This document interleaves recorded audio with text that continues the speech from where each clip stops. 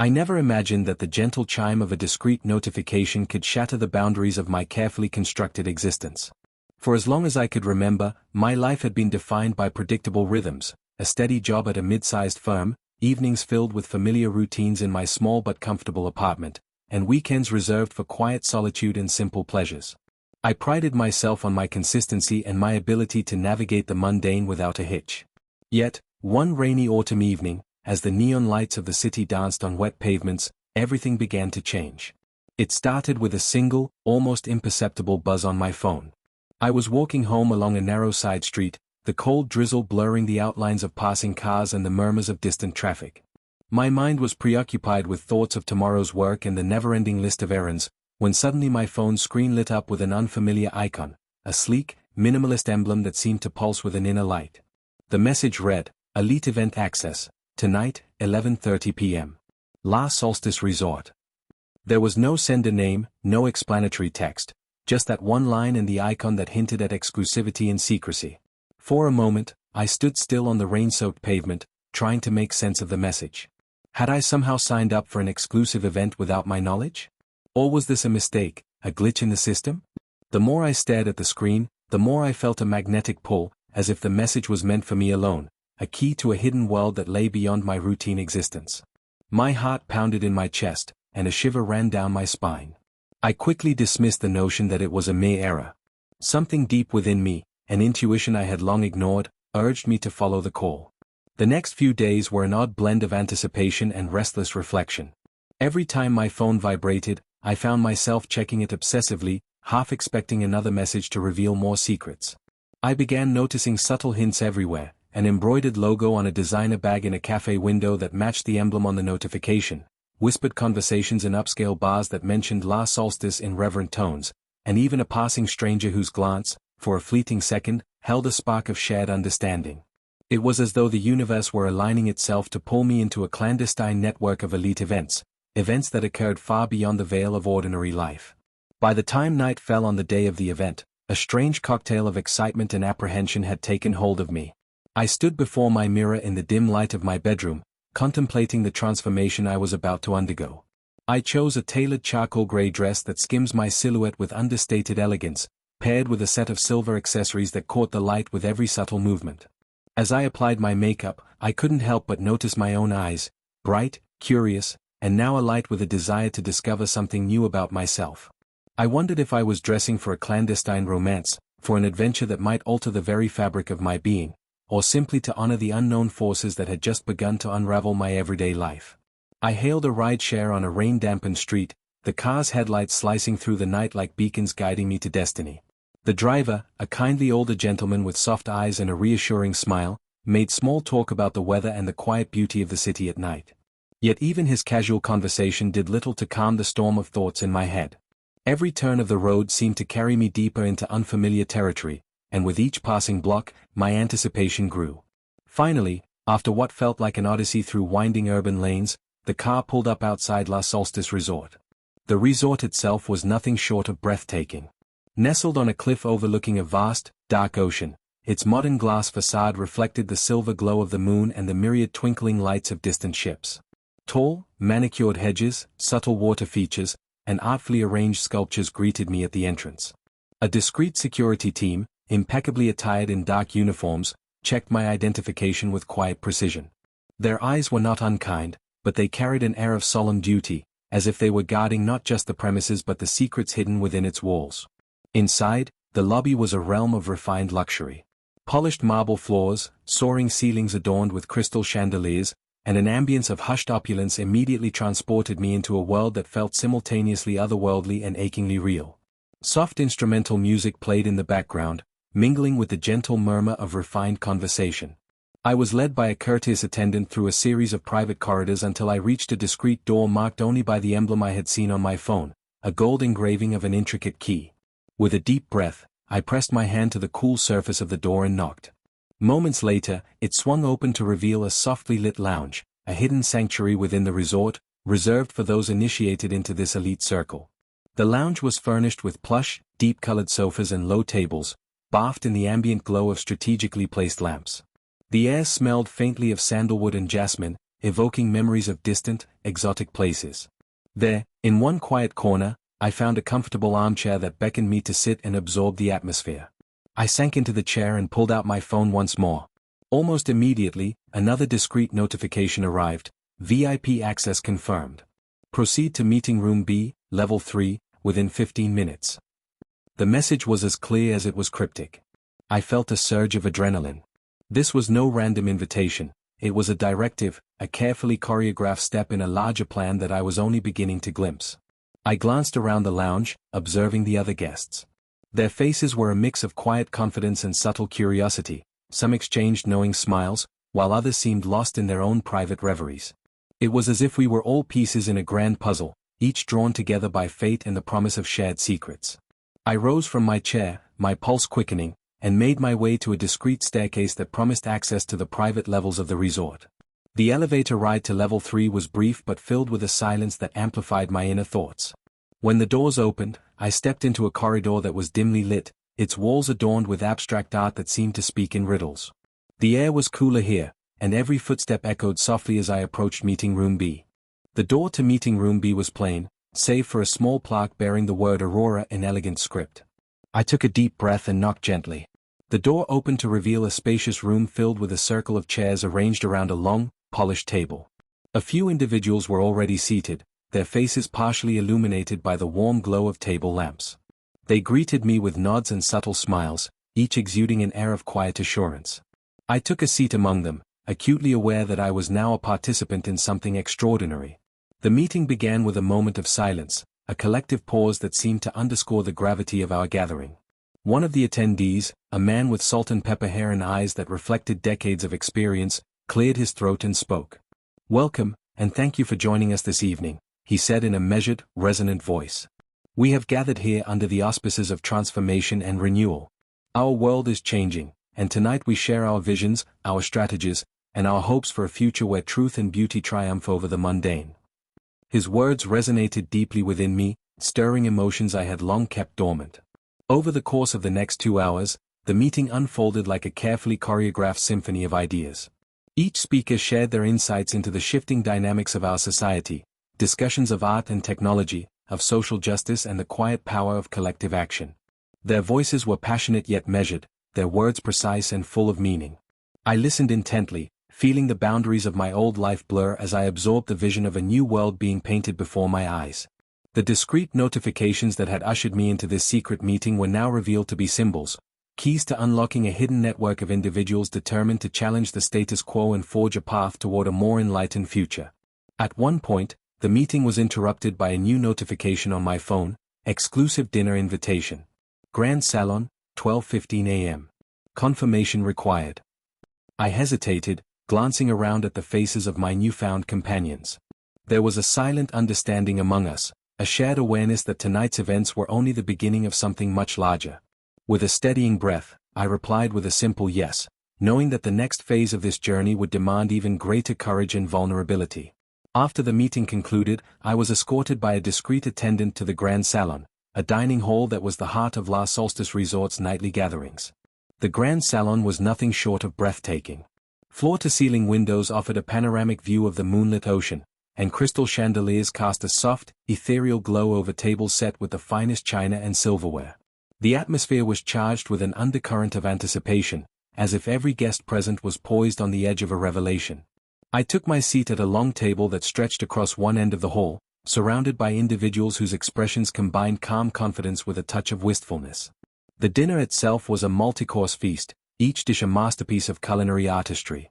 I savored every bite. The flavors were bold yet nuanced, each course telling a story of distant lands, forgotten traditions, and the relentless passion of master chefs. Between courses, conversation flowed in hushed, intimate tones. I found myself drawn into discussions about the intersections of art and technology, about the responsibilities of those who wield power, and about the beauty that arises when disparate souls come together with a shared purpose. In that moment, I felt both the weight and the wonder of the world beyond my previous understanding. During one course, I noticed a man sitting 2 places away whose gaze met mine repeatedly. His eyes, dark and penetrating, seemed to hold both sorrow and fierce determination. After a brief moment of unspoken acknowledgement, he leaned toward me and murmured, "I'm glad you're here." Not everyone receives these invitations. There's much more at stake than you might realize. His words sent a shiver of both caution and hope through me, and I nodded in silent agreement. That simple exchange confirmed what I had begun to suspect. These elite events, these discreet notifications, were not mere social gatherings, they were part of a larger movement, a hidden revolution taking shape in the spaces where luxury and secrecy converged. As the dinner drew to a close, a final notification appeared on my phone: "Your journey continues.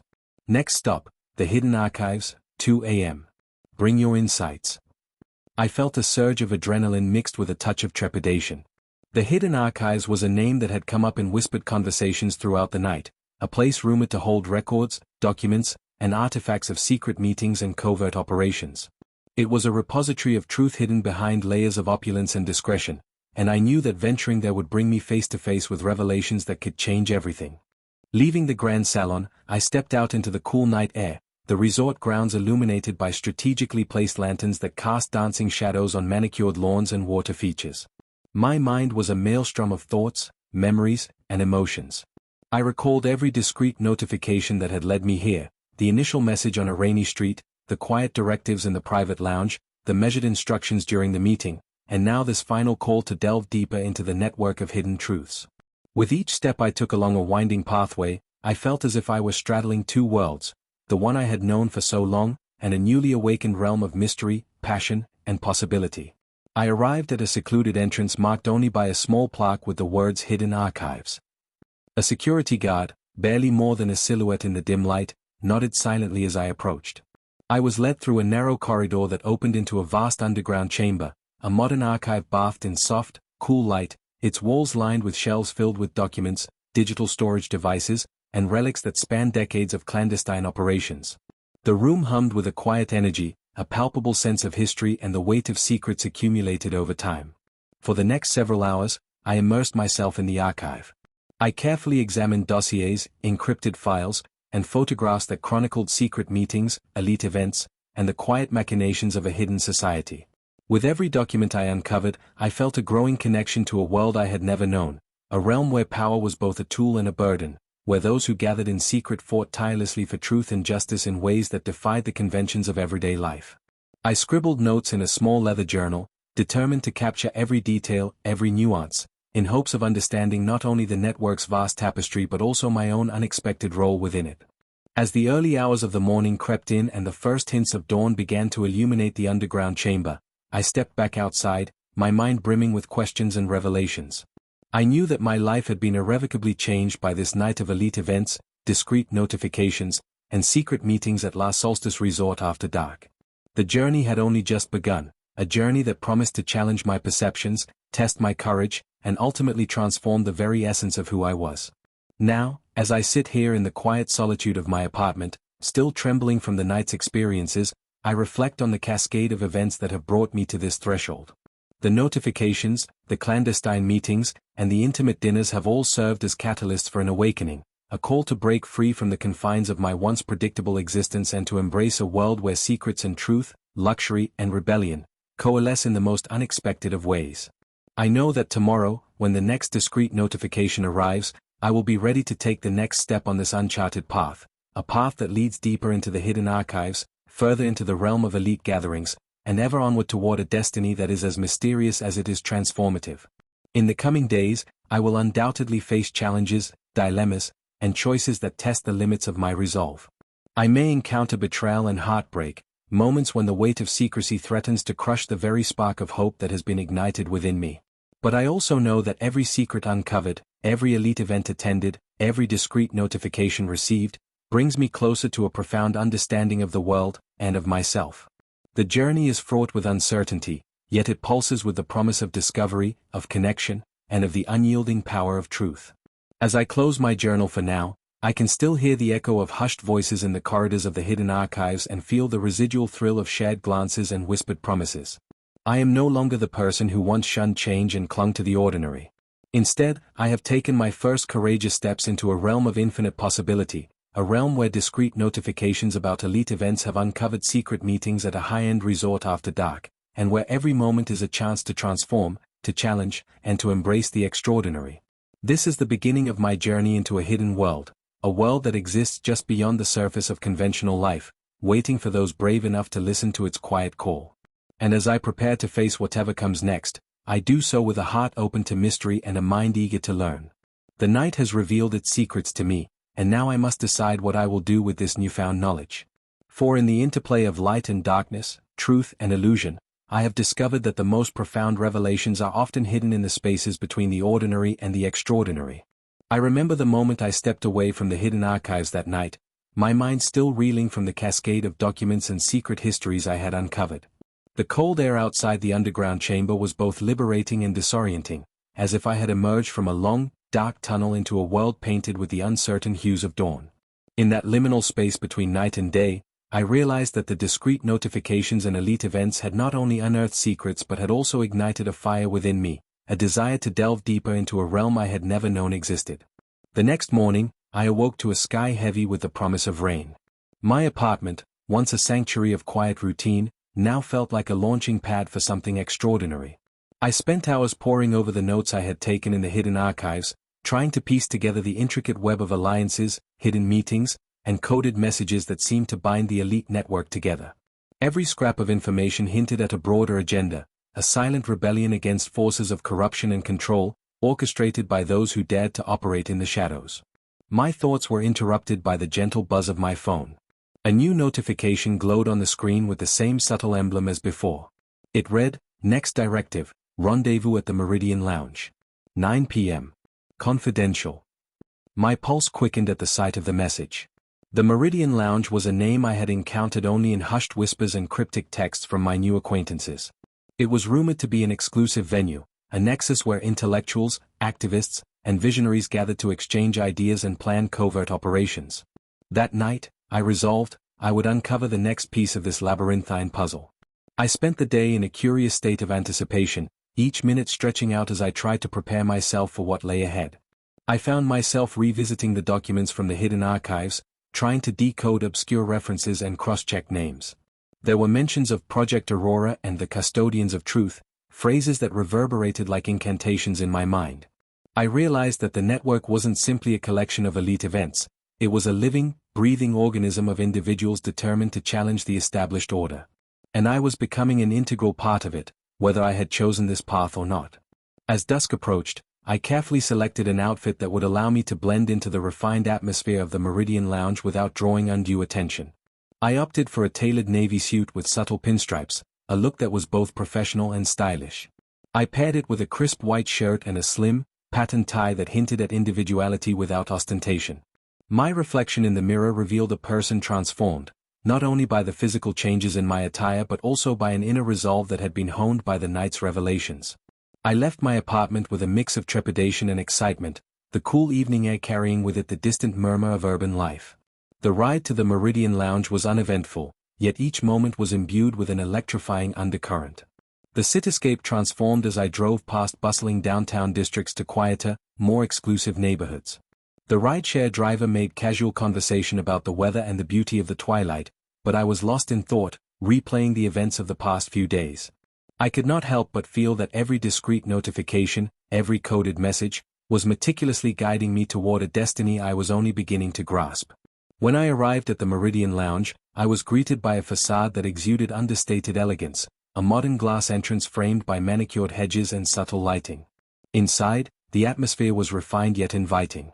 Soft classical music played in the background, and the decor was a harmonious blend of contemporary design and timeless luxury. I checked in discreetly, and the receptionist, with a knowing smile, handed me a visitor badge embossed with a unique identification number. It was clear that this was not a place for the uninitiated. I navigated the dimly lit corridors of the lounge until I reached a secluded section known as the Reflection Room. This area was designed to be a quiet space for private conversations and confidential discussions. Plush chairs and low tables were arranged around a central feature, a digital display that rotated abstract images and cryptic quotes about truth and transformation. I took a seat near the back, my mind racing with possibilities. Soon, I was joined by several individuals whose faces, though unfamiliar at first, exuded a sense of shared purpose. They exchanged subtle nods and glances, silently acknowledging that we were all part of something greater. One of the first to speak was a woman named Isabella. Her voice was soft yet firm, carrying the weight of experiences that had clearly altered her worldview. We are here because we believe that the truth must be uncovered, that the elite events we attend are not mere spectacles but gateways to understanding the hidden structures that govern our society, she said, her eyes scanning the room as if ensuring that every word was heard only by those who needed to know. Isabella recounted her own journey, how a chance encounter, marked by a discreet notification much like the one I had received, had led her to leave behind a comfortable but confining life and step into a world of clandestine meetings, secret research, and the pursuit of social justice.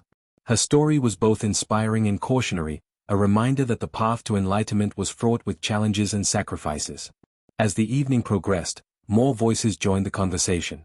There was Daniel, a former financial analyst whose disillusionment with corporate greed had driven him to uncover corruption at the highest levels, and Elena, a creative artist whose provocative works were informed by her experiences in underground networks and secret societies. Each person shared their own unique narrative, weaving together a tapestry of motivations and ideals that transcended conventional boundaries. I listened intently, absorbing every detail, every pause that hinted at untold stories. Between interludes of conversation, my phone vibrated with additional notifications. One such message read, "Breakout Session, Innovation and Transformation. Room 7. 9:45 p.m. The instructions were clear, and though I hesitated for only a moment, I excused myself from the reflection room and made my way through a labyrinth of corridors until I reached Room 7. There, a smaller group of attendees had gathered in an environment that was markedly more informal. The room was lit by warm, ambient light, and its walls were adorned with large canvases displaying abstract art and provocative slogans about revolution and hope. In Room 7, a dynamic discussion unfolded. A young entrepreneur named Marcus stood at the front, animatedly explaining his vision for a decentralized platform that could empower individuals by bypassing traditional power structures. His words were laced with passion and a certainty that left an indelible impression on everyone present. "Imagine a world," Marcus declared, "where information flows freely, where transparency is not just an ideal but a reality. We have the tools to dismantle the old paradigms that have held us captive for too long. It's up to us to use these elite events, these secret meetings, as the foundation for building a new order." His words resonated deeply with me, stirring a latent desire to not just observe but actively participate in the transformation that was unfolding around us. As the breakout session ended, I rejoined the main hall where the reflection room had reconvened. The conversation had taken on a more urgent tone, and I could sense that the network was preparing for a decisive action.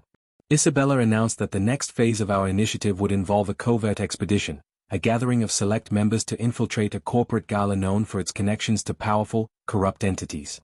"This gala," she explained, "is more than just a lavish party. It's a symbol of the very system we seek to challenge. If we can obtain the documents and data that these elites use to manipulate public policy, we can expose the truth and empower the people." Her words were electrifying, and I felt my resolve harden. Though the prospect was dangerous, the promise of meaningful change was too compelling to ignore. The meeting continued late into the night. Plans were meticulously laid out, the breakout teams were formed, each with designated roles and contingency protocols.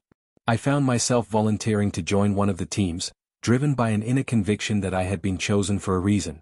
I knew little about covert operations, but I was eager to learn, to shed the shackles of my former, predictable life and embrace the responsibilities of someone who dared to fight for a higher cause. After the formal meeting, I was invited by Elena to join her and a few others for a quiet debrief in a secluded corner of the lounge. We sat together on a plush sofa, the soft glow of a nearby lamp casting delicate shadows on our faces. Elena's eyes, vibrant with both hope and determination, met mine as she said, "This is not just an elite event. It's a turning point. Every discreet notification, every secret meeting, we are all here because we believe that change is possible. But it will come at a cost. Are you ready for what lies ahead?" I hesitated for a heartbeat, the weight of her words settling in my chest like a stone. Yet, as I looked around at the faces of these kindred spirits, each scarred by their own battles, each driven by an unyielding desire for truth, I felt an overwhelming certainty. I replied quietly. "I want to be part of this. I want to help." That declaration was met with gentle smiles and nods of affirmation. The bonds among us were solidifying, forming a network of trust and shared purpose that transcended the superficial trappings of our elite gatherings. As the night wore on and the lounge began to empty, I returned to my room in the Meridian Lounge, my mind abuzz with plans, fears, and dreams. I stared out of the floor-to-ceiling window at the moonlit horizon, feeling both the weight of responsibility and the exhilaration of being on the cusp of something monumental. In the quiet hours before sleep, I replayed the events of the evening in my mind. The subtle notifications, the impassioned speeches, the covert plans, all of it melded into a vivid tapestry of transformation. I realized that I was no longer the person I had been just a few weeks ago. The elite events and secret meetings had forced me to confront not only the hidden mechanisms of power in our society but also the hidden depths of my own character. I had learned to trust my instincts, to seek out truth in the quiet corners of life, and to embrace the vulnerability that came with true commitment to a cause larger than myself. The next morning, I awoke with a newfound determination. The sun's first light streamed through the curtains of my temporary suite at the Meridian Lounge, and I felt as if I were being reborn. I spent the early hours writing down every detail in my journal, plans discussed at the meeting, names of people I had met, the symbols and codes that seemed to hold deeper meanings. I felt a fierce urgency to document this journey, not merely for my own recollection but as a record of the revolution that was quietly taking shape. Over the following days, I immersed myself in preparations for the covert expedition to the corporate gala. Training sessions were organized in secret rooms within the resort, where experts taught us the basics of surveillance, digital encryption, and stealth. I learned to move silently, to blend into a crowd, and to decode cryptic instructions that were passed along through discreet notifications. Each lesson was a small victory, a building block that transformed me from a passive observer into an active participant in this high-stakes operation. At night, after the formal training was done, I would often find myself back in the reflection room, surrounded by others who, like me, were grappling with the enormity of what we were about to undertake. We spoke quietly about our pasts, stories of missed opportunities, of dreams deferred, and of the moments that had led us to this clandestine crossroads. In those intimate exchanges, I found strength in vulnerability, and I began to understand that the elite events we attended were not just about opulence or secrecy, they were about reclaiming our power, about challenging a system that had long kept us in the dark. One particularly intense evening, as rain lashed against the windows of the resort and the wind howled like a warning from distant realms, I was summoned to a private meeting with Vivienne, the coordinator from the previous gathering. Her eyes, usually so composed, burned with a rare intensity that made my heart skip a beat. "There is something you need to see," she said, her voice low and urgent. "I have obtained information that could change everything." She led me to a secluded study, a room filled with antique books, a mahogany desk, and a single, softly glowing laptop. Vivienne's fingers trembled slightly as she navigated through encrypted files and sensitive communications. On the screen, I saw images of confidential meetings, financial transactions, and names of powerful figures whose influence spanned industries and borders. "This," she whispered, "is the evidence we need to expose the corruption that has plagued our society for decades. The gala is just the beginning. If we succeed, we can unmask the puppeteers behind the scenes and ignite a movement that will reclaim our future." Her words were both a promise and a challenge, and in that moment, I felt the full weight of the responsibility that had been thrust upon me. The days leading up to the corporate gala were a blur of secret preparations, adrenaline-fueled rehearsals, and moments of quiet introspection. I found myself haunted by dreams of crowded boardrooms, masked figures, and the piercing gaze of those who sought to silence the truth. Yet, despite the fear and uncertainty, I was driven by an unwavering determination to see the mission through. Every discreet notification that I received, a reminder to meet at a specific location, a coded message outlining the next steps, was a lifeline, pulling me deeper into the network and binding me to a cause that was larger than any single individual. On the night of the gala, I arrived at the venue, a glittering edifice in the heart of the financial district, its facade an immaculate display of modern architecture and luxury. The entrance was guarded by imposing security, and the guests, dressed in their finest attire, moved with an air of unspoken opulence. I blended into the crowd, my heart pounding as I recalled the training I had received. My role was to infiltrate the event, to blend in seamlessly while discreetly gathering intelligence and passing along crucial data to our operatives outside. I was armed not only with a hidden camera and a set of encrypted devices but also with the resolve of a person who had been irrevocably transformed by the journey thus far. Inside the gala, the atmosphere was electric. Lavish decorations, sparkling chandeliers, and soft, ambient lighting set the stage for an evening of indulgence and deception. I navigated the crowd with practiced ease, engaging in polite conversation with influential figures whose eyes hinted at concealed ambitions. At times, I felt like a ghost among the living, a silent observer tasked with capturing the essence of an elite world that thrived on carefully curated facades. Every discreet notification on my phone reminded me of the stakes. Proceed to data terminal, West Wing. Upload now. I made my way to a secluded corner of the venue, where a concealed data terminal awaited. With trembling fingers, I connected my encrypted device and initiated the transfer of confidential files. The process was nerve-wracking, every second stretching into eternity as I listened for any sign of detection. But then, as if by the grace of unseen forces, the transfer completed, and I exhaled a shaky sigh of relief. Yet, the night was far from over. Moments later, I received another notification: Operation Critical. Rendezvous at the private terrace. Immediate action required. I quickly merged back into the flow of guests, making my way to a secluded outdoor terrace that overlooked a panoramic vista of the city's skyline. There, amidst the hushed murmur of discreet voices and the soft clink of champagne glasses, I encountered a small group of operatives who wore expressions of both urgency and determination. Among them was Gabriel, the man I had met during the previous gathering, whose presence lent an air of gravitas to the operation. We exchanged curt nods and quickly formed a plan. Our mission was now to secure further evidence of corruption and, if possible, to intercept a crucial conversation taking place between high-ranking individuals. The night deepened, and as the gala progressed in carefully orchestrated elegance, our group split into teams, each assigned to a specific task. I was paired with Gabriel and Elena, the creative artist whose insights had already proven invaluable. We slipped into the shadows, our movements synchronized with a practiced ease born of intense preparation and shared purpose. We navigated hidden corridors, avoided the sweeping gaze of security cameras, and eventually found ourselves near a private lounge where a select group of corporate magnates had gathered for an off-the-record discussion. We could hear fragments of conversation, snatches of dialogue that hinted at deals, betrayals, and ambitions that could shake the very foundations of our society. I recorded the conversation discreetly, my heart hammering as I realized the magnitude of the evidence we were about to capture. For what felt like an eternity, we remained hidden, our senses finely tuned to every sound and movement. Then, as if the operation had reached its crescendo, a hush fell over the room. One of the magnates, a silver-haired man with an air of imperious authority, began speaking in a tone that brooked no opposition. "We must ensure that our interests remain protected at all costs," he declared, his voice resonating with the cold logic of power. "The elite events we attend are merely the surface. Beneath lies a network of influence that, if left unchecked, could expose vulnerabilities we cannot afford. We will consolidate our assets and silence any who dare question our authority." Every word was a dagger, and I felt a surge of determination mixed with dread. This was the evidence we needed, a glimpse into the dark underbelly of the system we sought to dismantle. At that moment, a discreet notification blinked on my phone, indicating that our window of opportunity was closing. Gabriel's hand gently touched my arm, silently urging me to withdraw.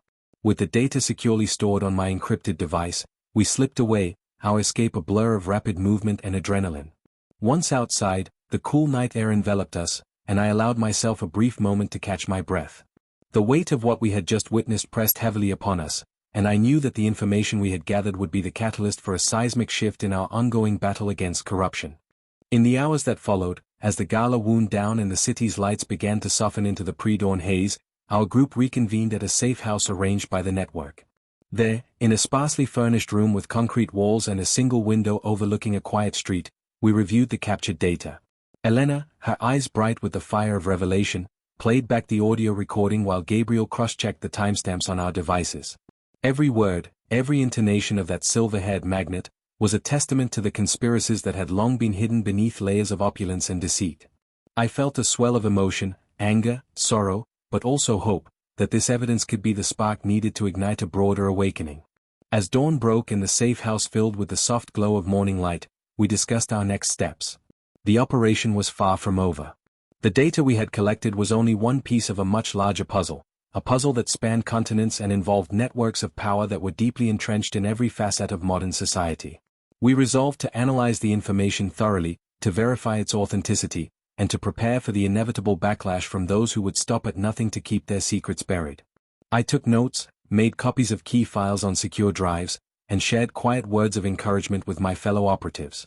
There was a palpable sense of camaraderie, a shared commitment that transcended individual risk and ambition. That morning, as I sat alone with a cup of bitter coffee and the early light filtering through a small window, I allowed my thoughts to wander back to the beginning of this strange journey. The discrete notifications that had once seemed like random anomalies were now the threads that had woven together a tapestry of resistance and hope.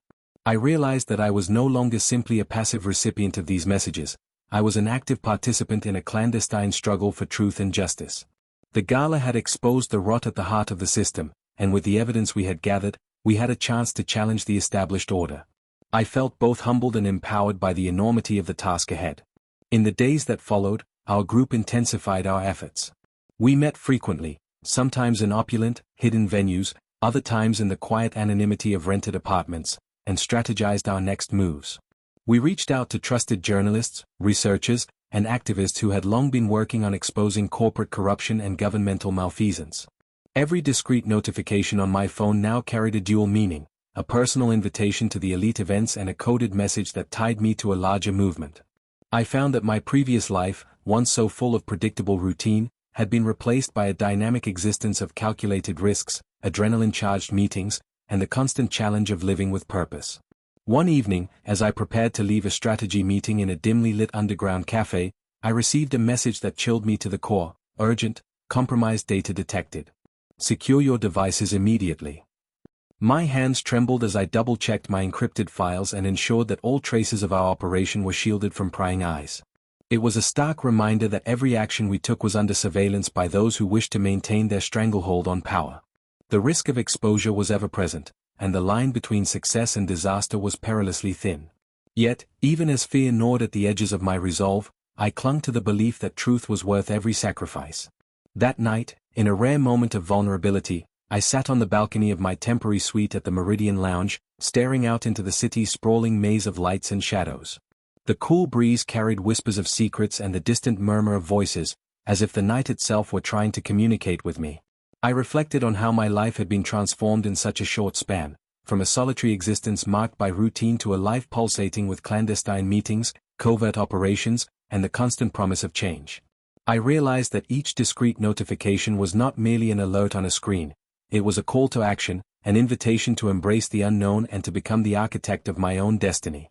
The next phase of our operation was both daring and delicate. We learned that a crucial meeting of high-ranking officials was scheduled to take place at an even more exclusive venue, a secluded mansion on the outskirts of the city, where the lines between legitimate power and illicit influence blurred. Our mission was to infiltrate this gathering, to collect incriminating evidence that could further expose the network of corruption that our adversaries had built over decades. The planning was meticulous. We spent long hours studying blueprints of the mansion, analyzing security protocols, and rehearsing our roles in a simulation that felt all too real. I was assigned the role of surveillance and data extraction, a task that required both technical skill and a calm, unwavering presence under pressure. On the night of the mansion operation, the atmosphere was charged with an intensity that was almost palpable. Dressed in dark, inconspicuous clothing and armed with discreet, state-of-the-art equipment, our team converged outside the mansion. The structure was an imposing relic of old wealth. Its stone walls and wrought iron gates spoke of a legacy built on secrecy and power. I could feel my heart pounding as we split into smaller groups, each assigned to different points of entry.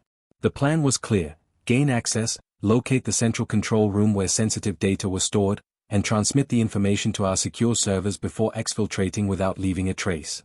Every step felt like a high-stakes dance. The corridors of the mansion were lined with opulent decorations, a blend of antique portraits, gilded frames, and heavy draperies, that seemed to echo with the whispers of a bygone era. I moved silently through the hallways, my senses heightened by the knowledge that one misstep could cost us everything. Time seemed to slow as I approached a door marked with a discreet insignia identical to the one on my phone. Inside, I found a small room filled with a maze of computer screens, documents, and digital archives. I set to work, connecting my device to the network and initiating a rapid extraction of files. Every second was a battle against the ticking clock and the possibility of detection. The tension in that room was overwhelming, yet amidst the chaos, I found a strange calm. I focused on the task at hand, my fingers flying over the keyboard as I navigated through layers of encrypted data. The hum of the equipment and the soft, steady beat of my own heart were the only sounds in the confined space. I could almost feel the presence of my fellow operatives outside, each engaged in their own critical tasks. Finally, after what seemed like an eternity, the transfer completed. I exhaled deeply, knowing that the evidence we had gathered would be instrumental in our fight against the entrenched powers that sought to silence us. As we retreated from the mansion under the cover of darkness, every step was fraught with the exhilaration of success and the fear of inevitable reprisal. Once back at our safe house, we spent long hours poring over the newly acquired data.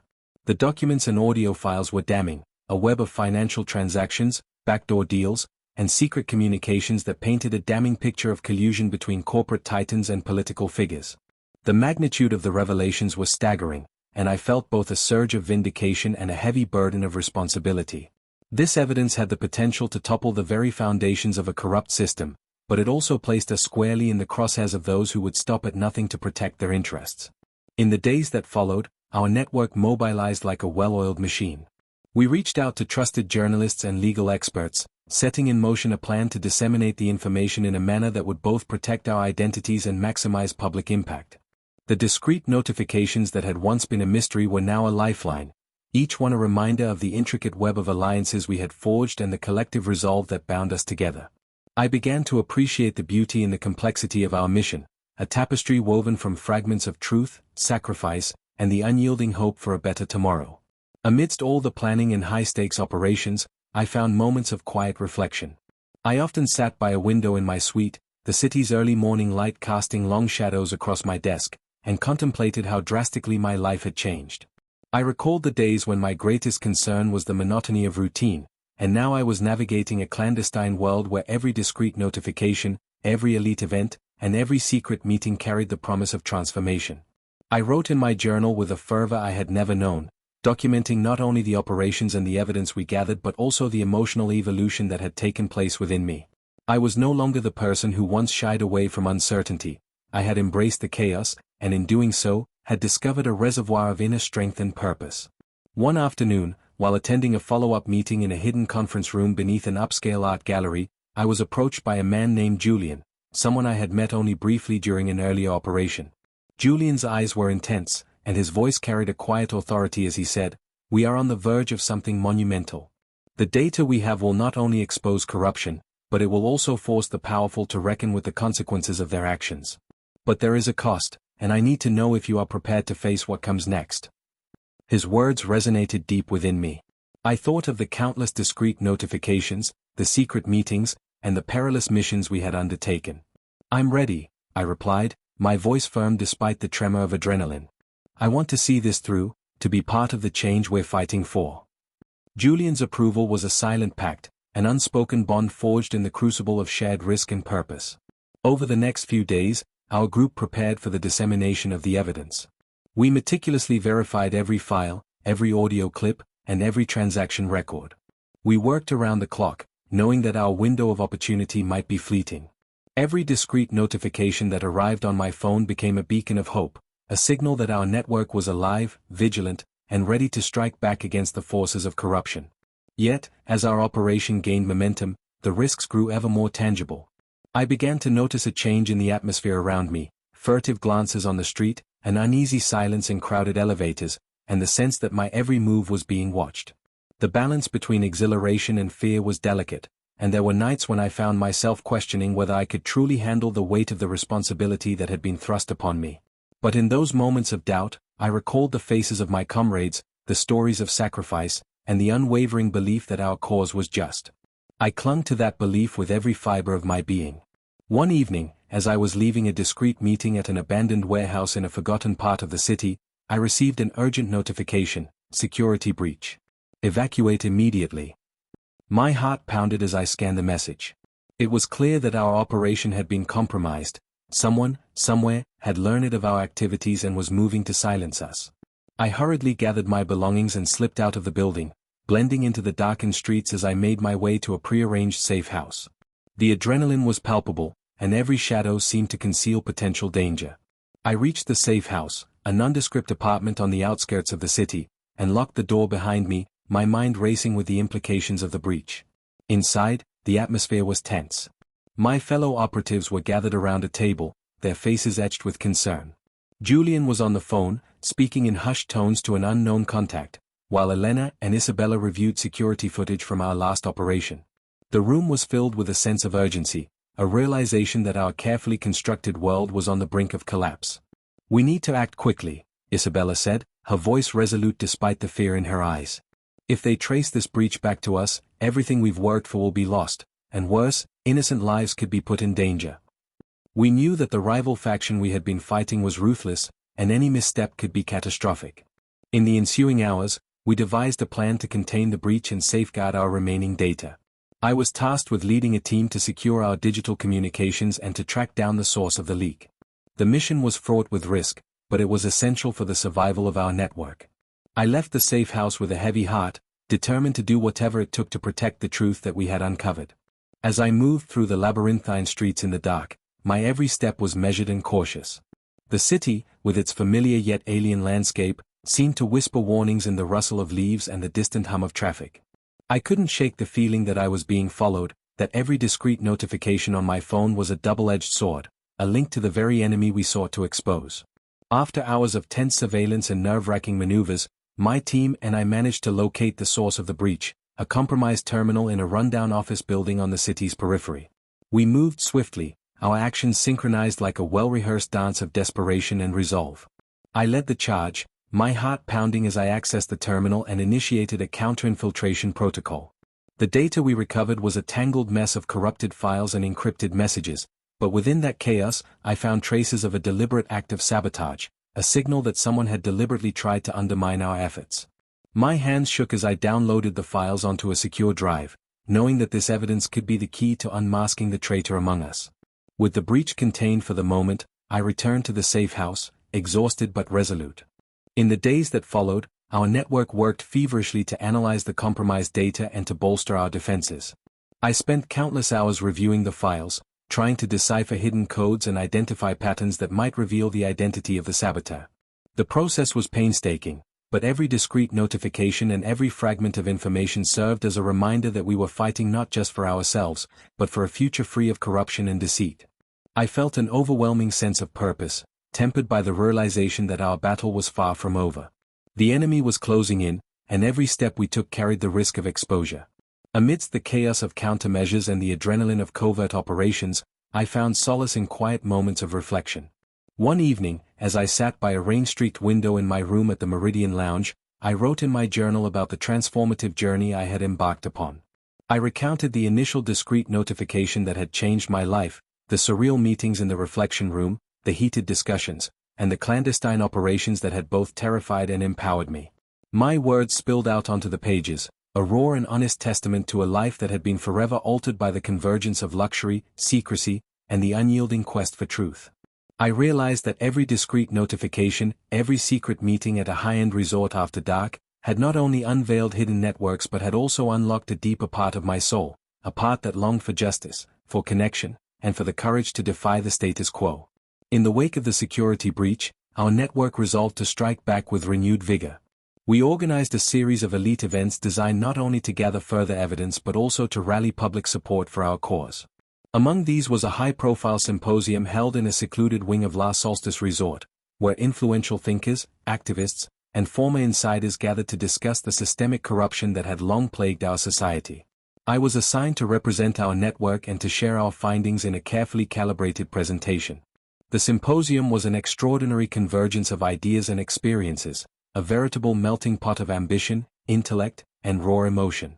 On the night of the symposium, I stood before an audience of discerning individuals, my heart pounding as I recounted the journey that had led me from an ordinary life into the heart of a covert rebellion. I spoke of discreet notifications that had opened doors to hidden meetings, of secret dinners in opulent settings where the elite's true intentions were laid bare, and of the sacrifices made by countless individuals who had risked everything for the sake of truth. My voice, though steady, trembled with emotion as I revealed the evidence we had gathered, the documents, the audio recordings, the digital trails that painted a damning picture of collusion and corruption. The audience listened in rapt silence, and in that moment, I knew that our message had struck a chord.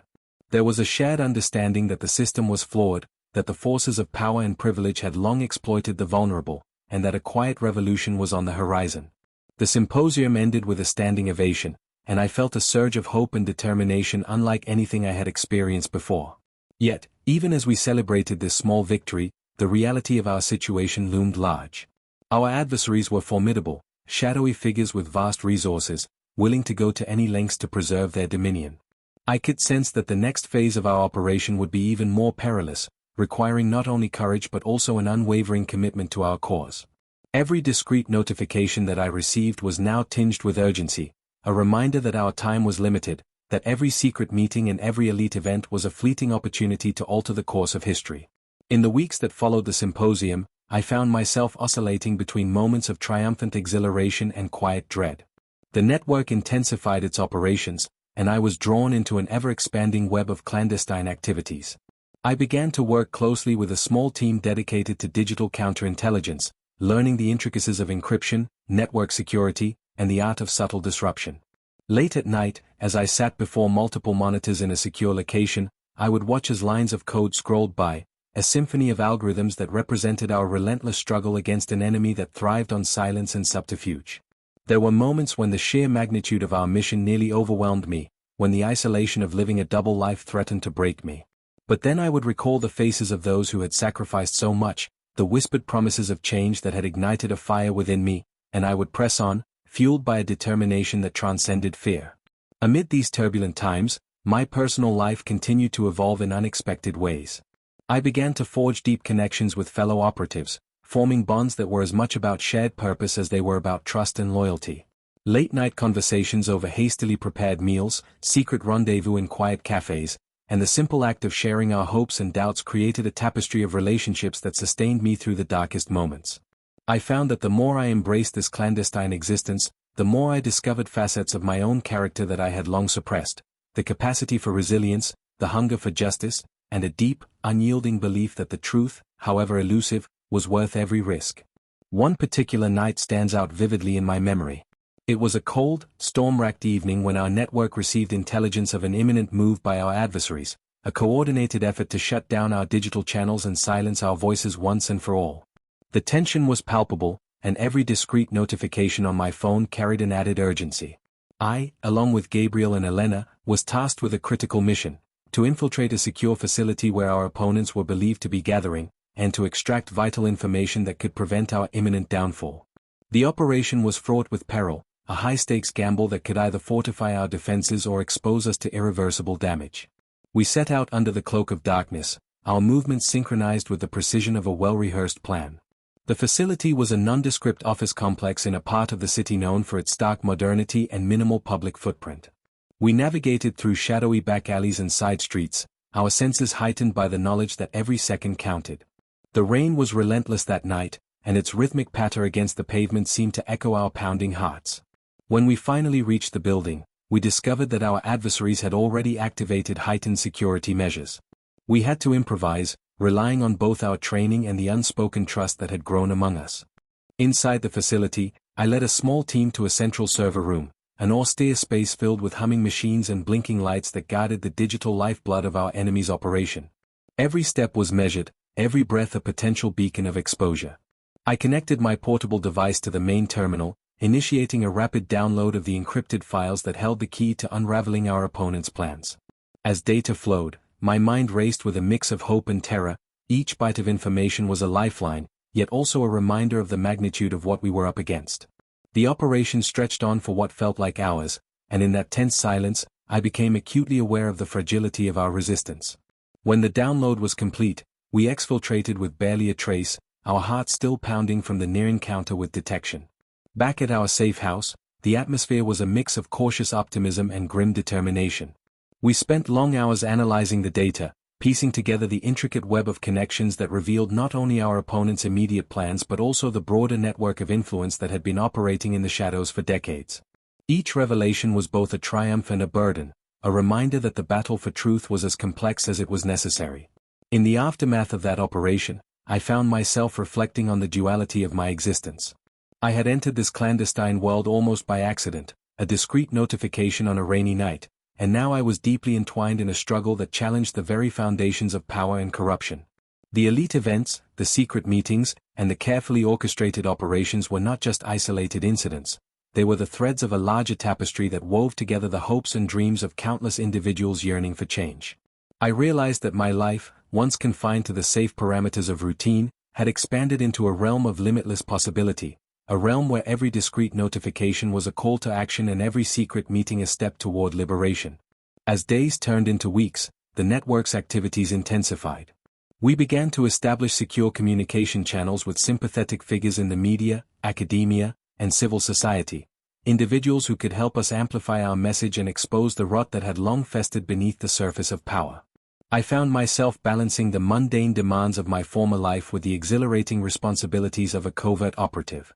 There were moments when the strain was overwhelming, when the constant vigilance and the perpetual risk of exposure left me exhausted and questioning whether the sacrifice was worth it. But then I would recall the faces of those we had helped, the quiet gratitude in a community that had been oppressed for so long, and I would renew my determination to see the mission through. One afternoon, after a particularly grueling day of meetings and data analysis, I took a solitary walk along the quiet, tree-lined streets of my neighborhood. The memory of that initial discreet notification still burned brightly in my mind, a beacon that had illuminated my path from the ordinary to the extraordinary.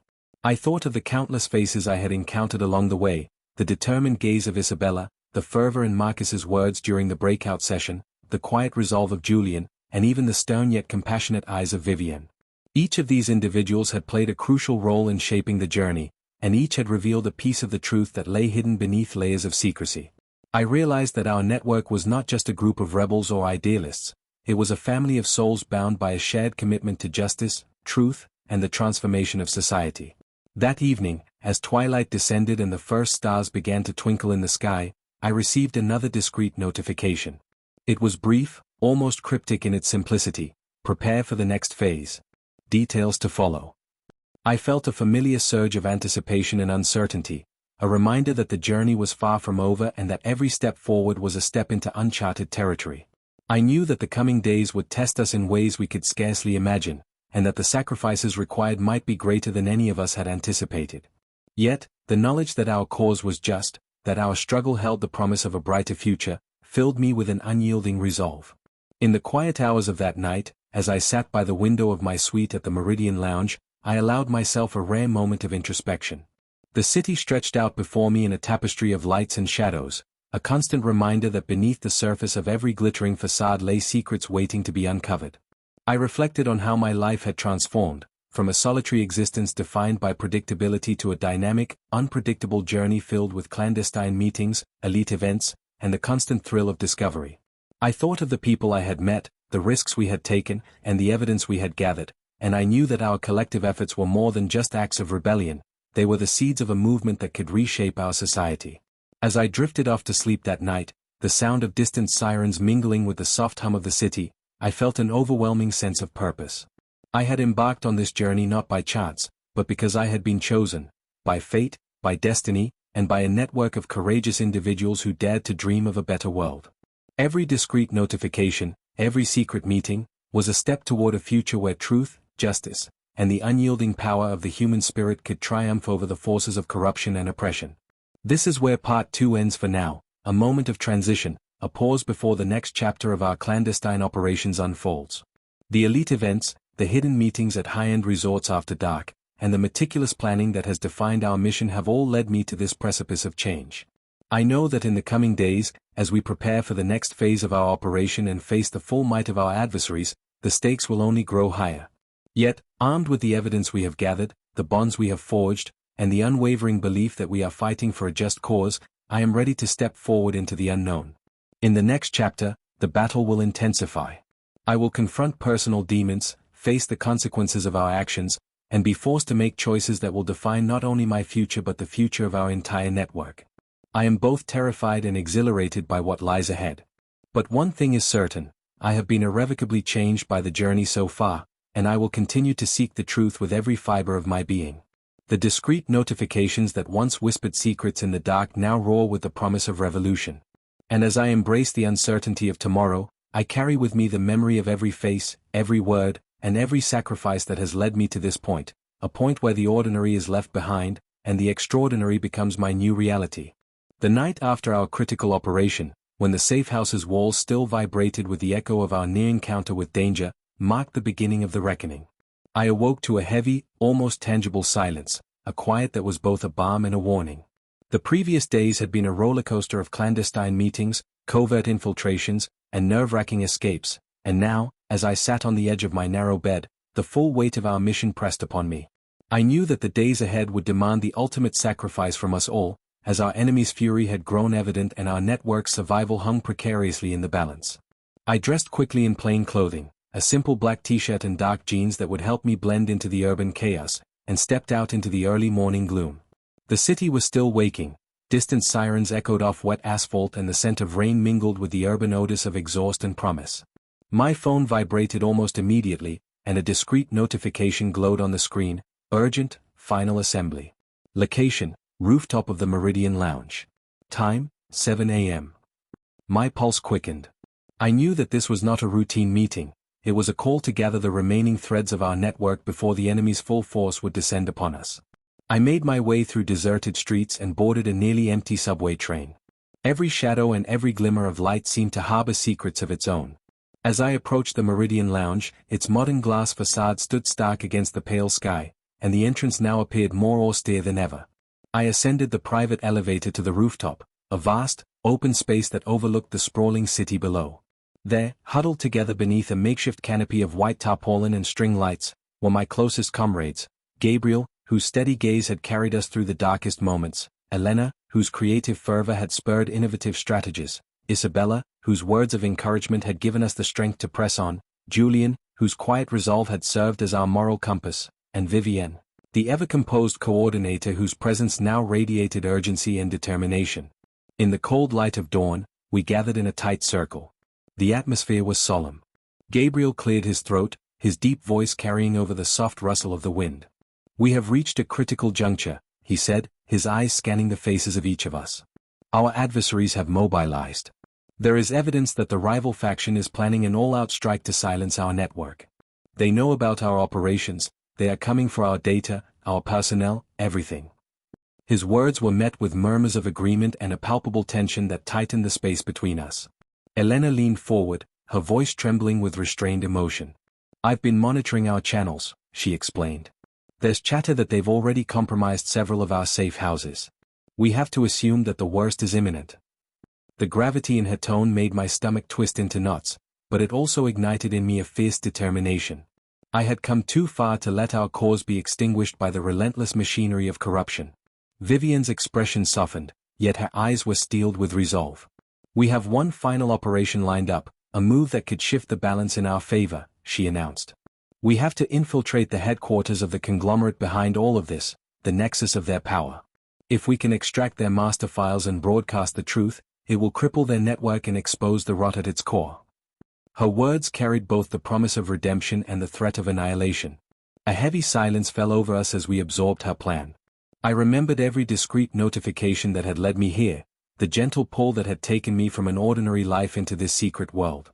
Now, that same pull was forcing me to confront the enemy head-on. I closed my eyes for a moment, summoning the courage that had grown inside me from months of hidden meetings, dangerous operations, and nights spent braving the unknown. When I opened them, I knew that there was no turning back. The plan was complex and fraught with risk. Our target was a monolithic structure in the heart of the financial district, a building that housed the central servers and headquarters of the conglomerate responsible for the widespread corruption we had been fighting against. The building was notorious for its state-of-the-art security systems, its layers of encrypted protocols, and a cadre of well-trained guards. Infiltrating it would require every ounce of skill and nerve that our network had painstakingly developed over months of covert operations. We divided into teams. I was assigned to the team responsible for digital infiltration and data extraction, a role that had come to define me over these tumultuous weeks. Gabriel and Elena would secure the perimeter and provide tactical support, while Isabella and Julian would serve as backup and coordinate our extraction. Vivian herself would monitor the operation remotely, guiding us through encrypted channels. Under the cover of darkness, we set out toward the target building. The city, now a labyrinth of glaring streetlights and deep shadows, was our ally and our enemy all at once. Every step felt like a calculated risk. I recall the steady beat of my heart as I moved silently along the back alley, my senses heightened by the crisp night air. My phone continued to send discreet notifications, encoded messages that provided last-minute instructions and reassurances. One such message read, "Remember, trust in the network. Every step you take is a step toward justice." At the perimeter of the target building, Gabriel and Elena created a diversion. They triggered a series of false alarms at one end of the complex, drawing the attention of security personnel away from our intended entry point. I crouched behind a dumpster in the adjacent alley, my fingers trembling as I connected my encrypted device to a hidden port on the side of the building. The device's screen flickered as I navigated through layers of digital defenses, my eyes darting between streams of code and the steady ticking of the seconds. Inside the server room, my task was to extract the master files, data so damning that it would expose the inner workings of the conglomerate and, by extension, the web of corruption that had ensnared our society. Every keystroke was measured, every command executed with the precision of a seasoned hacker. The room was a cacophony of beeps, whirs, and the soft hum of powerful machines guarding secrets within their circuits. I felt as if I were trespassing in a sanctum of modern bureaucracy, yet I was driven by the certainty that this was our chance to tip the scales. Minutes stretched into what felt like an eternity. I could feel the heat of the machines on my skin and the weight of history in the encrypted files that began to download onto my secure drive. At one point, the digital firewall almost caught my intrusion, a moment of panic that sent a surge of adrenaline coursing through my veins. I held my breath, my eyes fixed on the rapidly scrolling lines of code, until finally the process completed with a quiet chime that confirmed success. I exhaled deeply, trying to steady my shaking hands as I prepared to transmit the data to our remote server. Every second counted now. If we were discovered, the consequences would be catastrophic. Suddenly, an alert blared in my earpiece. Vivian's calm voice interrupted the tense silence. Extraction in T-30 seconds. Prepare for immediate withdrawal. The urgency in her tone was matched by the rapid beeps emanating from my device as I finalized the transmission. I secured the drive in my backpack, ensuring that every bit of data was encrypted and backed up on multiple layers of secure storage. With my mission complete, I retraced my steps, merging back into the shadows as the sound of distant alarms signaled that our diversion had escalated. The journey back to our safe house was a blur of adrenaline and silent prayers. I moved with the precision of someone who had been trained for these moments, my every instinct focused on avoiding detection. The city around me was a mixture of chaos and stillness, a storm of flashing lights, hurried footsteps, and the distant wail of sirens.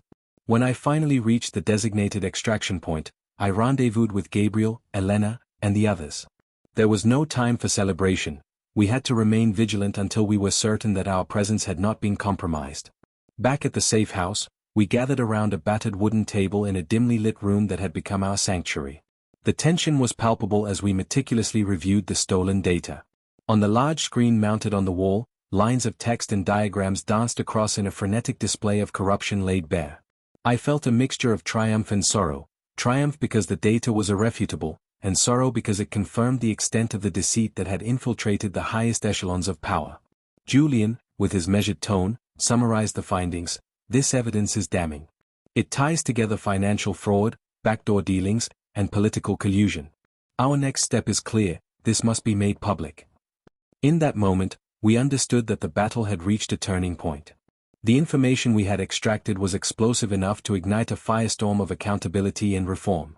Yet, we were also aware that the enemy would not rest. Their resources were vast, their reach insidious, and they would move swiftly to crush any challenge to their dominion. We resolved to safeguard the data, to disseminate it through trusted channels, and to prepare for the inevitable backlash. I worked side by side with our digital counterintelligence team, encrypting files, scrubbing metadata, and ensuring that every piece of evidence was as secure as it was damning. Over the following days, as our network mobilized to launch the exposé, I found moments of unexpected introspection amid the chaos. I remembered that quiet night when a discreet notification had first beckoned me into this hidden world, a night when my life was transformed in ways I had never imagined. I reflected on the faces of those who had become my comrades, each one bearing scars of sacrifice and a resolute spark of hope. I began to see our struggle not just as a rebellion against corruption but as a journey toward reclaiming our own humanity, a journey in which every secret meeting, every elite event, and every covert operation was a step toward a more just and transparent future. It wasn't long before our efforts culminated in a coordinated public release of the incriminating data. In a carefully orchestrated digital blitz, we transmitted the files to independent journalists, watchdog organizations, and social media platforms that champion transparency. The response was immediate and overwhelming. Headlines erupted around the globe, exposing the intricate web of collusion between corporate titans and political puppets. Protests erupted in major cities, and calls for accountability resounded through the halls of power. I watched in a state of mixed disbelief and exhilaration as our network's painstaking efforts began to bear fruit. The very secrets we had risked everything to uncover were now the catalyst for a revolution of truth. Yet, even as the world around me stirred with the promise of change, I knew that the price of our revelation would be steep. Our enemy was relentless, and the backlash was swift. I received discreet warnings and coded messages urging me to lie low, to assume a new identity, and to prepare for the inevitable pursuit by those who had lost everything in the wake of our expose. There were nights when I found myself glancing over my shoulder as I walked the quiet streets, every shadow a potential threat. The thrill of the mission was now intermingled with a persistent fear, a reminder that the forces we had challenged were still powerful and dangerous. Amid this turmoil, the bonds within our network grew stronger than ever. We arranged clandestine meetings in safe houses, sharing not only strategy and intelligence but also moments of quiet solidarity that defied the pervasive atmosphere of suspicion. In one such meeting, held in a tiny, sparsely furnished apartment in an anonymous district, I sat across from Isabella and Julian as we discussed our next steps. Isabella's eyes, usually so bright with determination, betrayed a hint of vulnerability as she confided, "We knew the risks when we joined this fight, but I never imagined the cost would be so high. I fear that some of us may not make it through this storm." Julian reached out and placed a reassuring hand on hers. "We have come too far to give in now," he said softly. "Every sacrifice, every risk, is a testament to our commitment to a better world. We must hold on to hope, even when the darkness seems impenetrable." His words, simple yet powerful, rekindled the flickering flame of hope in my own heart. I realized that our struggle was not merely about exposing corruption, it was about reclaiming the very soul of society, about proving that the light of truth could shine through even the deepest shadows. In the ensuing weeks, as the public outcry mounted and governmental investigations were launched, our network adapted to a new reality of constant vigilance. I continued my work from hidden locations, coordinating with trusted allies, monitoring encrypted channels, and preparing contingency plans for when our adversaries would inevitably escalate their retaliation. The discreet notifications that once heralded elite events now served as lifelines in a dangerous game of cat and mouse. Each new message was a reminder that we were still in the fight, that our collective determination had set a chain reaction into motion that could not be easily undone. One fateful evening, as I sat in a dimly lit room deep within a safe house on the city's outskirts, I received a message that made my heart skip a beat. Final directive, rendezvous at the Old Harbor warehouse. Tonight. This is your last chance. I knew that such a summons was never given lightly, it signified a moment of ultimate reckoning. I steeled myself for what might be the final operation of our network, aware that the outcome could either cement our victory or force us into permanent hiding.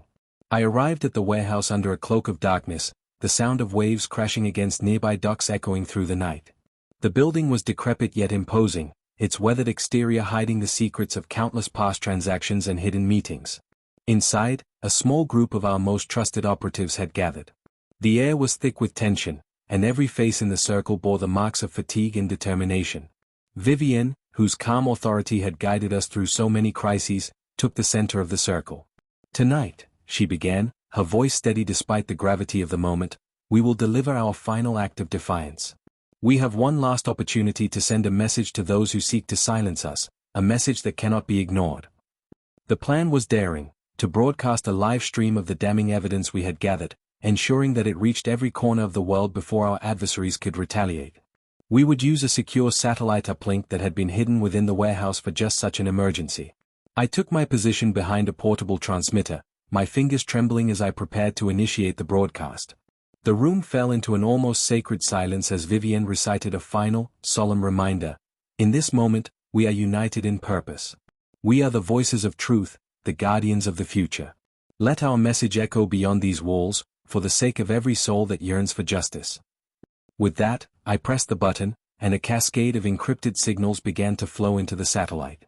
In real time, the evidence, the documents, the audio recordings, the digital footprints that had meticulously chronicled our enemy's corruption, was beamed to news agencies, independent websites, and the waiting eyes of the public.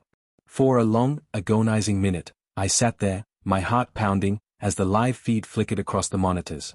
Then, a wave of relief and triumph washed over me as I saw headlines erupt around the globe, exposing the hidden machinations of power and igniting protests in cities that had long been oppressed by injustice. The broadcast was our final act of rebellion, a clarion call to a world that had long been complicit in its own subjugation. In that moment, I knew that regardless of what came next, our voices would not be silenced. The data was out, the truth was undeniable, and the forces of corruption were now on the defensive. But as the broadcast continued, the reality of our situation came crashing in. The enemy, alerted by our daring move, launched a coordinated response. Sirens wailed in the distance, and the sound of heavy boots echoed in the corridors outside the warehouse. We had anticipated this moment, and our safe house was already on high alert. Yet, the sense of victory, of having struck a blow for justice, was overwhelming. The next few hours were a whirlwind of frantic activity. Our operatives moved like shadows, securing exits, erasing digital traces, and coordinating our escape to predetermined locations. I clutched my encrypted drive tightly as I slipped into the back of a nondescript van, my mind still reeling from the enormity of what we had accomplished. The enemy's response was swift and ruthless, and I knew that many of us would now have to live under new identities, constantly watching over our shoulders. But in the midst of chaos, there was an undeniable sense of liberation, a realization that we had taken a stand against an oppressive system and that our sacrifices had paved the way for a new dawn. In the days that followed, as the full ramifications of our broadcast rippled across society, I found myself in a state of suspended reality. News outlets buzzed with reports of the exposé, government officials were forced to respond, and protests erupted in major cities. The evidence we had gathered was undeniable, and public outrage reached a fever pitch. I knew that our network had fundamentally shifted the balance of power, even as we now faced the grim prospect of constant pursuit. I lived in a haze of cautious triumph, spending my days in concealed safe houses and my nights poring over my journal, documenting every moment of our struggle and every fragment of hope that emerged from the darkness. In one particularly poignant moment, I found myself in a quiet park at dawn, a rare chance to experience normalcy amidst the chaos. The early morning light bathed the dew-covered grass in a gentle glow, and for a moment, I allowed myself to simply be. I thought back on the journey that had brought me here, the discreet notifications that had unlocked a hidden world, the secret meetings at high-end resorts after dark, the elite events that had challenged everything I thought I knew about my own potential. I recalled the faces of my comrades, the sacrifices we had made, and the immense risks we had taken in the name of truth. In that silent communion with nature, I felt a profound connection to a larger, timeless struggle, a struggle for justice, for transparency, and for the freedom to live authentically. Over the subsequent weeks, as the world adjusted to the seismic shifts unleashed by our exposé, I embraced a life of constant vigilance and quiet resilience. I moved from safe house to safe house, always alert to the possibility of discovery, yet always guided by an inner flame that refused to be extinguished. The enemy's reach was long, and there were moments when fear threatened to overwhelm me. But every discreet notification that arrived, each one a coded reminder of our enduring network, reinforced my belief that we had lit a spark that could not be contained.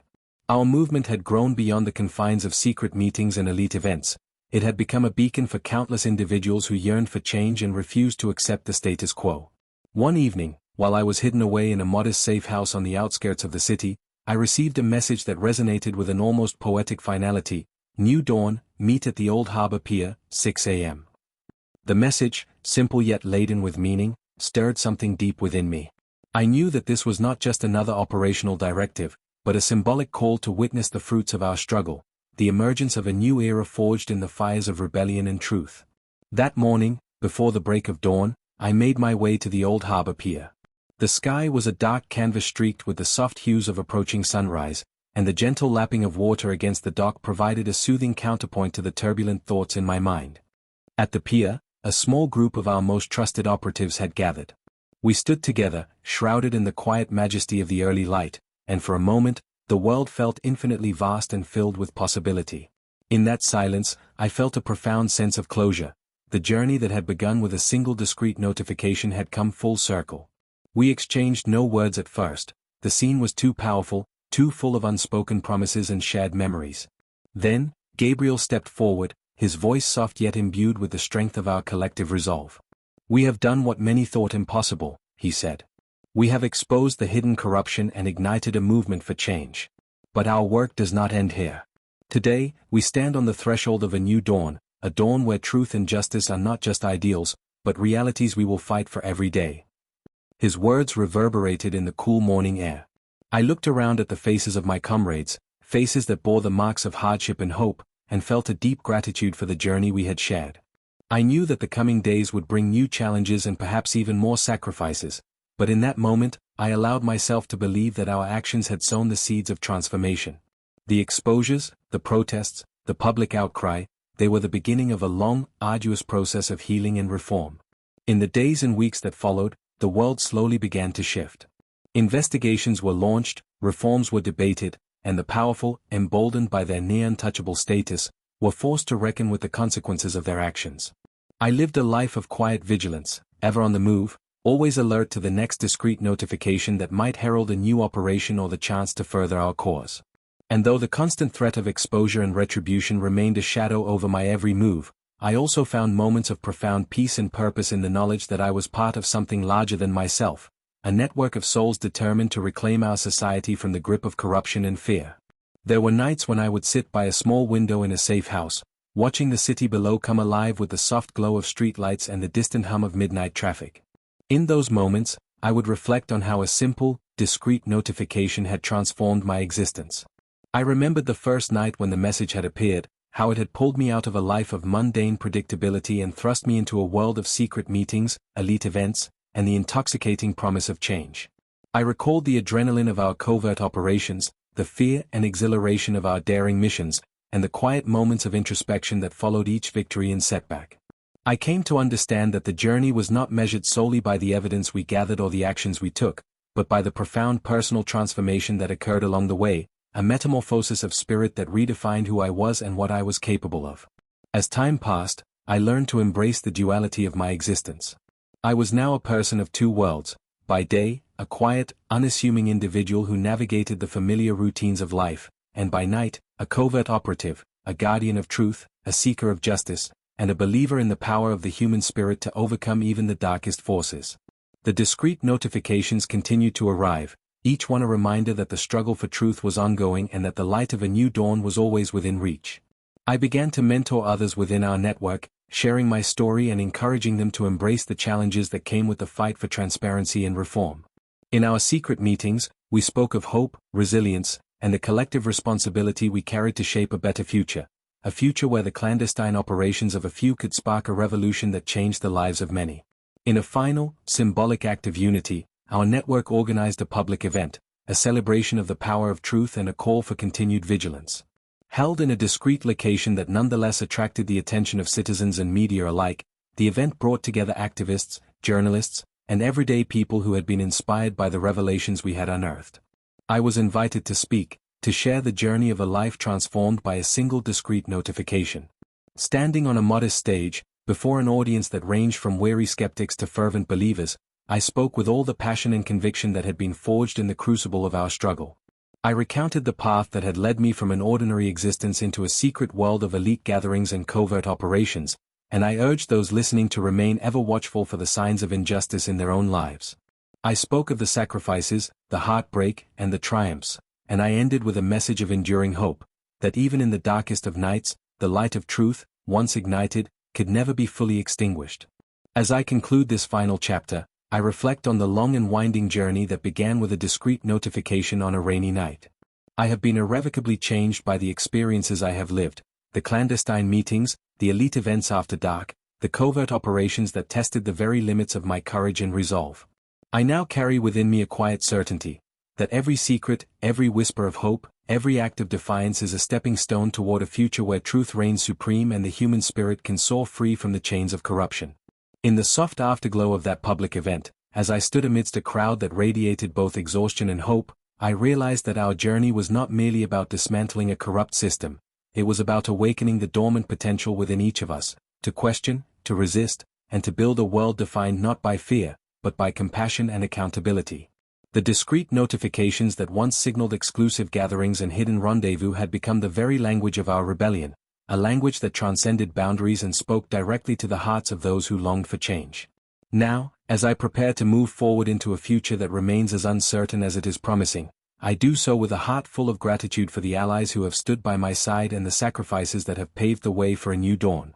I continue to monitor my phone, not with the anxiety of a hidden operative on the run, but with the quiet anticipation of someone who has learned to find beauty in the spaces between light and shadow. I know that every discreet notification is not an end but a beginning, a call to explore further, to delve deeper into the mysteries of our world, and to remain ever vigilant in the pursuit of truth.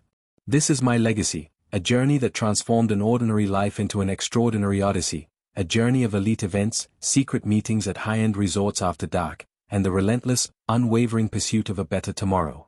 I stand here now, on the threshold of a new era, knowing that our struggle has set in motion a revolution that will continue to echo through the corridors of power and the hearts of the people. And as I watch the sun rise over a city forever changed by our actions, I embrace the promise of the new dawn, a dawn where every discreet notification, every secret meeting, every courageous act of defiance, is a testament to the enduring power of truth, hope, and the human spirit.